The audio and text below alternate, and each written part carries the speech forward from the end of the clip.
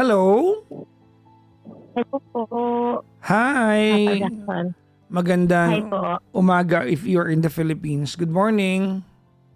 Good morning po. Good morning. Um, what's your name? My name is Jane po.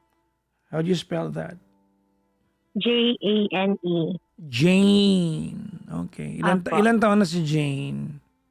26 po. 26. Asan ka ngayon? Abang kausap mo ako. Nasa office po. I mean, what place? Sa BGC po. Okay, Taguig. Tagig. Alright. Apo. You're working? Yes po. Sa bayad ka ng kumpanya tapos nagagaganto ka dito? Ha? Uwian na po. Okay lang naman. Call center. You are not gonna get Apo. in trouble naman. Ay, hindi naman po. Okay. Sige. Jane, good morning to you. Umulan ba ngayon? Yes.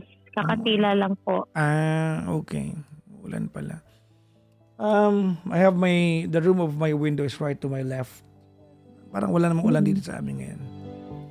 Anyways, what is your work, Jane?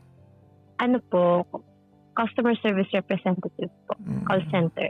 Sa una masarap no? Pero pag routine, nagaling kasi ako dyan. No? Ang hirap niya pag routine na siya. Sobra. Yun nga itatawag ko. Actually, yung burnout factor, ang taas. Ang taas. But Sobra po. I have remedies for you. But anyways, is that the reason why you called? Ano po, two things actually, Papa Jackson, if you don't mind po. Sana po hindi niyo ako pagalitan. Natatakot po ako, kinakabahan ako. Baka magalitan niyo ako eh. Bakit naman? Sobra ka naman. Kasi po sa most ng mga callers niyo, pinapagalitan niyo po. Actually, kapag ang sagot niyo sa akin, baka pagalitan ko kayo, hindi na ako naninermon dahil unang-una, ibig sabihin, alam mo na may dapat itama. The very reason kung bakit inassume mo na, di ba, magagalit ako. Tama ba? Apo. Ito naman, wala pa akong idea. Sige na muna. Ano ba muna yan? Kwento mo muna sa akin. Sige po. So, actually, two things po Papa Jackson, yung gusto kong ikwento ko sa inyo. First is yung yun nga po, yung burnout ko dito sa work. Wait lang, 26 ka lang, di ba? Yes po. Okay. Isa po akong solo parent. Okay. May dalawa po akong kids. Ilan taon na yung panganay mo? Kaka-4 lang po noong October. Yung panganay mo? Yes po. Okay. Lalaki. Alright. And then yung bunso ko naman po is magti-3 sa January. Babae. So, magkasunod? 4 and 3? Yes. Same father, opo. Same father. Inunahan mo na ako, no? Okay. So, ayun po. Solo parent. Tapos, ito po yung work ko for more than 7 years na. Iba-iba lang po ako ng company. Pero, it's the same job po. Pero, graduate naman po ako ng college last year lang. So, sinikap ko lang din po talaga makapagtapos. Kasi gusto ko rin talaga na makaalis sa work na to. Kasi, kaya po naman nabanggit nyo kanina, sobrang nakaka-burnout. Tapos, pero syempre dahil ako yung provider sa family, kailangan ko siyang tiisin, kailangan kong pagtsagaan. Pero at the same time po, gumagawa na rin akong paraan to be on a different industry, ganyan, or para makaalis na rin. Pero unfortunately at this time, hindi pa rin ako nakakahanap ng ibang work kasi wala pa akong mga interviews, ganyan, or hindi pa, mostly mga interviews lang, ganyan, pero hindi po ako na-hire. So, and then the second thing po na gusto kong i-share sa inyo is yung about naman sa tatay ng mga anak ko. So, actually, hindi ko po alam kung paano ko construct yung pagkakasunod-sunod or paano ko po sisimulan, kung saan ako magsisimulan na i-kwento, ganyan. Ayun po. Kailan ka naghiwalay yung tatay ng anak mo? Last year lang po ng April. Okay, how long were you together? 5 years? since March 2020 po. So almost 5. Parang, yes. Nagsama kayo dahil nagbuntis ka? Parang ganun, ano? Actually, hindi po kami nagsama sa isang bahay. Okay. Parang pumupunta-punta lang siya sa bahay, ganyan. Para kayong Nagkaanak magjowang kami. may anak, parang ganun. Opo, tama po. Okay. Mhm. So, ayun po. Siguro, may question po, Papa Jackson, first of all is, yung sa perspective niyo po, no, paano niyo po ba i-handle yung, first of all, sa work? Kagaya po ng ganitong sitwasyon ko na kailangan kong mag-provide sa family pero at the same time, sobrang ayoko na talaga. Yung ex mo ba ay nagbibigay ng sustento sa mga anak mo? Inconsistent po. Okay. Hindi siya yung consistent. So, ibig sabihin, you are tied up to the job that you have right now because of the inconsistencies ng bigay ng tatay ng mga anak mo. Yes po. Tama Okay. po. Is there any way you can compel him na magbigay? I mean, Actually, ipabarangay mo so the barangay can endorse you to MSWD or DSWD. DSWD will have to provide you proper documentation so you can bring it to the HR of his company and the company will be compelled to, pwede kasing ganun eh. Matrabaho lang. Mm-mm. Is there, Correct. is there an option sa'yo? Honestly, Papa Jackson, I tried everything na yung ganyan. Na-try ko na po lahat yan eh. Kahit pumunta po sa PAW ng munisipyo namin para lang mapakompel ko siya magbigay. Pero grabe, Papa, hirapan niya lang ako. Sabi niya sa akin, May work naman siya. may kaka-start lang niya ng work kasi 3 years, 4 years na siyang unemployed. Tapos recently lang, November 18 lang siya nag-start uli sa BPO. Okay. So, ayun po. So, medyo puzzled po ako ngayon kasi ito rin feelings na meron ako sa tatay ng mga kids ko. Kasi hindi na iwasan na magkita kami. Kasi minsan kinukuha niya yung bata sa bahay. Minsan pag walang magbabantay kasi kailangan ko po mag-onsite, siyang magbabantay. Ganyan. So, nagkikita kami. Though I tried parang 4 months, 5 months na kami mula nung hindi kami nagkita. I mean, 5 months kami di nagkita. Tapos this last week lang, nagkita kami kasi nga all of a sudden yung tatay ko na nagbabantay ng kids ko may kailangan gawin, puntahan. So kahit hindi ko man gusto po, Papa Jackson, na makipag-communicate sa kanya, ginawa kong communicate sa kanya na baka pwede mo kunin yung bata, ikaw mo na mag-alaga, ganyan. So yun din, isang problema ko, Papa Jackson, kasi yung feelings ko towards the father of my kids, akala ko naka-move on na po ako. Akala ko, Papa Jackson, okay na ako. As in, akala ko, kaya ko na. So, ibig sabihin, parang may nabuhay na feelings when you saw him. Yes, Papa Jackson. Akala ko talaga, I was over him na talaga. Kaya ko na to. Ganyan. Tapos bigla nung nagkita kami ulit. Ang weird talaga, Papa Jackson. Kasi, ganun? Were you able to let him know that you feel something for him? Or no, ayoko na. bakit ba kayo naghiwalay muna in the first place? Medyo petty lang yung reasons, Papa Jackson. Baka kasi sabihin ng ibang tao na ganito. Okay, Jane, Apo. in this conversation, the only people's opinion to matter is yours and mine. Apo. Alright? Sige po. Okay, so wag mo nang muna i-consider yung ibang tao. Ba't ka naghiwalay? Sige po. So, ayun nga po. Ang nangyari po kasi noon is yung, hindi naman po siya na-cheap, ganun. Wala naman pong ganung issue. Walang third parties or anything. Ang naging problema ko lang po kasi is yung behavior niya and yung attitude niya. Siya po kasi yung klase ng tao na mostly parang magsasabi siya ng promise or meron siyang sinasabing gagawin niya. Most of the time, hindi niya nagagawa. So, para sa akin po kasi... Ano yung bagay na hindi niya nagagawa? Sige po. For example, may magkikita kami. Ganito, ganyan, ganito usapan. Ganitong oras, ganitong araw. pero hindi niya i-communicate sa akin na maayos na hindi pala siya makakapunta for whatever reason po, Papa Jackson. I would have understand kung nagsasabi siya ahead of time, pero parang pakiramdam ko hindi nagmamatter yung feelings ko sa kanya. Kasi na-communicate ko na po to sa kanya, Papa Jackson, na sana hindi naman ganito, kung hindi ka man makakarating or hindi mo man magagawa yung isang bagay, let me know. Maintindihan ko naman. Pero yung pakiramdam, Papa Jackson, na paulit-ulit kang pinapaasa ng tao. Yun yung parang... So, dahil doon, built up of, many frustrations, ikaw ba nakipaghiwalay? Yes po. Ako Okay. po, Papa Jackson.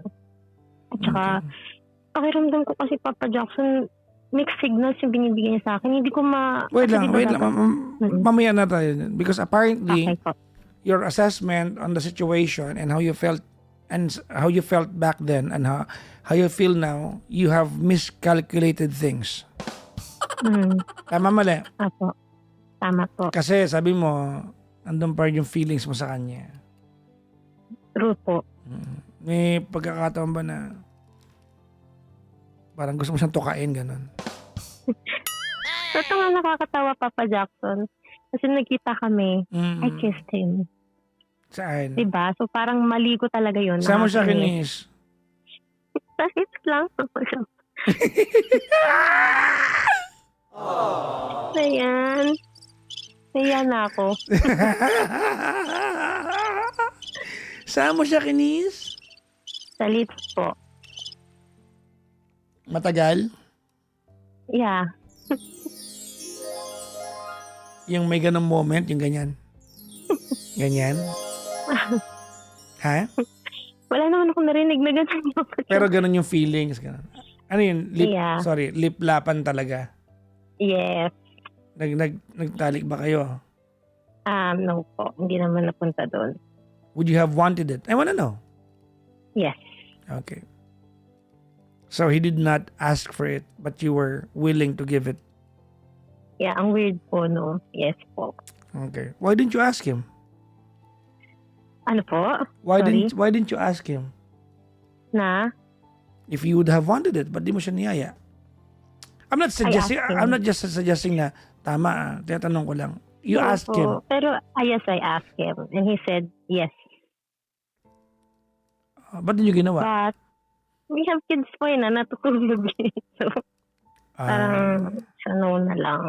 And then parang that time po kasi naisip ko na baka magkaanak na naman kami, ganyan. And knowing him, ako baka miserable na naman yung mangyari. Kasi nung Hindi experience na point ko. I mean, I'm sorry. Okay po. Jane, you are you are too way ahead of of yourself. Doon lang kayo sa romance, anak na agad iniisip mo. Eh, syempre. Ando na tayo, Papa but it Jackson was a naman. moment. I'm not saying tama o mali where kumbaga in hindsight na lang ito. Because what I'm just trying to find out is, would you have wanted it? Kasi that is a kumbaga sukatan niya na gusto niyo bawat isa. Ay, ganun po ba yun? Hindi ba? Hindi kasi PPJ, di ba? Hindi, Pwede naman sorry, na pwede niyong gawin sorry, yun, pero baka- di niya baka- dapat love. Sorry, baka ako yung mangmang dito. Hindi ba? Hindi pwede naman you want sex, pero hindi naman dahil love mo yung tao. Well, Pero I don't tama, know, but ganun you have po. 2 kids. I don't know, but you have 2 kids. And looking Opo. back, the reason why you guys separated back then was petty. Di ba? Analyzing it now, it was a miscalculation. And you agreed to it. Opo. Did I make sense? Yes po. Tama po. Ba't mo ako tinawagan? Ayun po. Siguro, parang alam ko naman na yung gusto ko mangyari po. Pero, Which is? kasi ang gusto ko naman po mangyari is makapag-iwalay na talaga or kalimutan na siya. Hiwalay na kayo. Totally. Anong gusto makipag-hiwalay? I mean, yung totally makalimutan po siya, Papa Jackson. Ba't mo yung kinis sa wala na lips? feelings. Nakakainis no? Hindi, tinatanong ko lang. Nangyari na to. Ba't mo kinis sa lips kung yan ang gusto mo? Because I still love him po. Papa Jackson, nakakagalit.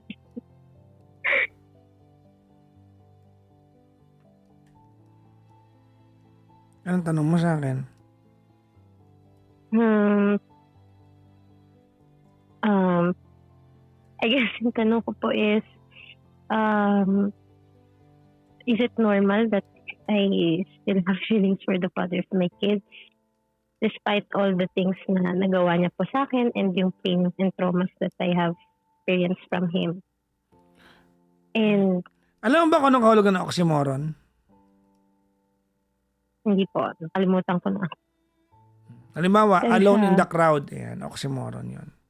Alone in the crowd? Ayan. Ang tawag doon oxymoron. Apo. Hindi mo alam yon. Irony. Yun ang pinaalala ko sa figure of speech. You are awfully good. Ayan. That's oxymoron. Kasi awful and good is Contradicting po. Halimbawa, it's bittersweet. Di ba? Bitter and sweet is, di ba? Apo. Ano pa ba yung mga ganun? Same difference. You have the same difference. Ang gulo.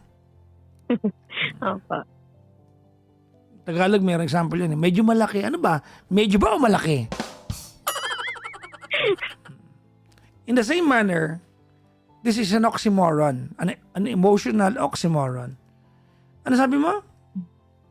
Is it normal po ba na may feelings pa rin ako sa tatay ng anak ko pero hindi ko makalimutan yung mga ginawa niyang trauma? Ano ba talaga? Pumili ka ng isa. Your actions, di ba, your actions do not match your wants, your desires. Ano yun? Landi lang yun? Hindi naman siguro, di ba? You still love the guy, right? Yes po. Huwag mo sabihin sa kanya. But I feel like it wouldn't change anything. Hindi naman po siguro magbabago nung pag sinabi ko sa kanya yun na Is that your assumption or is that what he said? assumption po. Maganda yan. Usap ka ng sarili mo. Tawagan mo ako bukas. Pag-usapan natin kung anong sagot ng sarili mo sa'yo. Opo.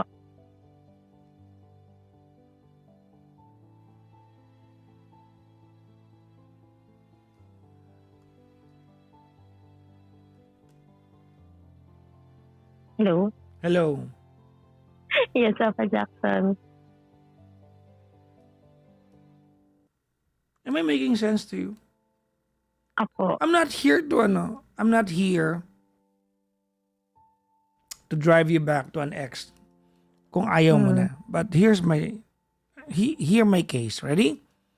Apo. Yes po. Where you are right now emotionally is a potential what if all your life. And what ifs are designed, diba, are designed just to be a question, never to be answered. And our what ifs in life are mere representations of regrets.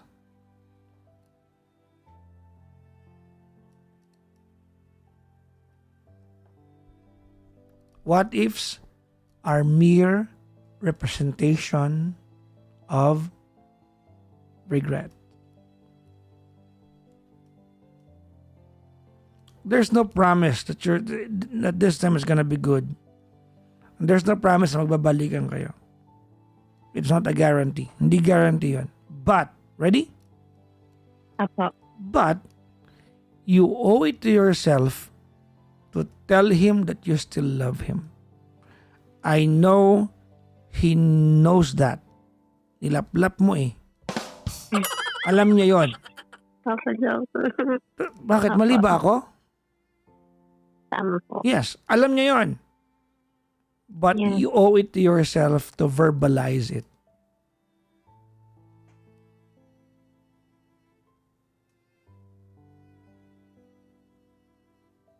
Apo.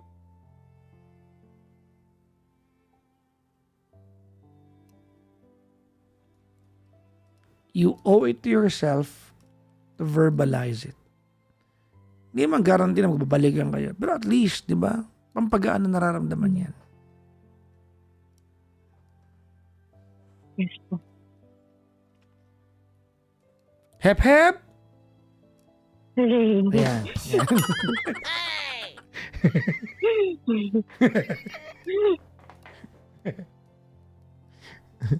Ba't tinatawagan niyo pa na kanto ako kausap? Ba't gusto niyo yung kausap, no? Why do you wanna talk to me? Ha? Ano po, kasi po you make sense. And matagal na po kasi kayo sa ganitong industry. Jane, Yes po. I want you to listen carefully, ha? Yes po. There are billions of people in the world. Tama? Opo. Totoo po.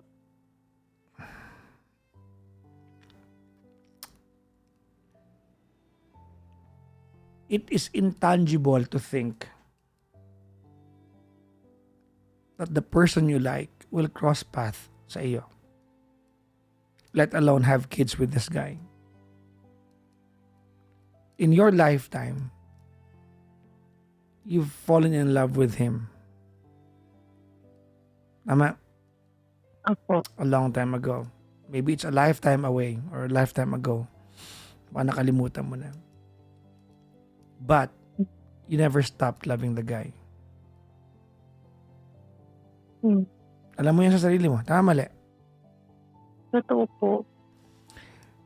With all the billions of people in this world, you have a chance to be with the person you like and you love. And who knows, that person will like you in return. I'm not telling you na pag nagsabi ka sa kanya, na magbalikan kayo, hindi ko sinasabi sa iyo na guaranteed na magbabalikan kayo. That's not my point. But we don't know the answer unless you guys try it again. Can I ask a question po, Papa Jackson? Sure. What if, again, sorry, pero just a what if po, Papa Jackson?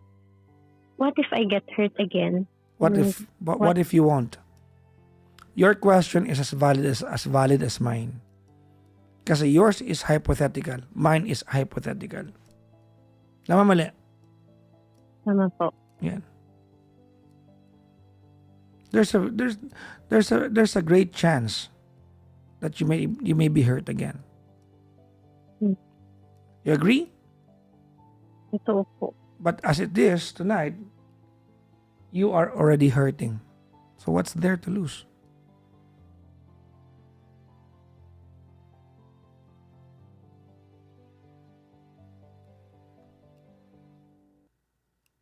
Did that make sense?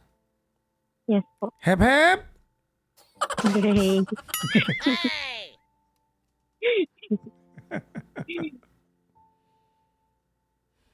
Pero sabi kasi nila, Papa Jackson, person won't change, di ba? So, I have a very, very good proof that you are wrong. Do you want me to tell you? yes po. Nagkapag-hiwalay ka a year ago. Tama? Totoo po. You said, ayaw mo na sa kanya. Tama, mali? Opo. You saw him the last time, kinis mo siya. Tama, mali? Opo. Is it safe to say that you've changed? Yes. Di ba, arte mo, tanong-tanong ka pa naman ganyan. Grabe ka, PPC. Sabi mo, ang galing mo po. Sabi mo! Ang galing mo Yeah, po. thank you. Hep, hep! Hooray. Yan.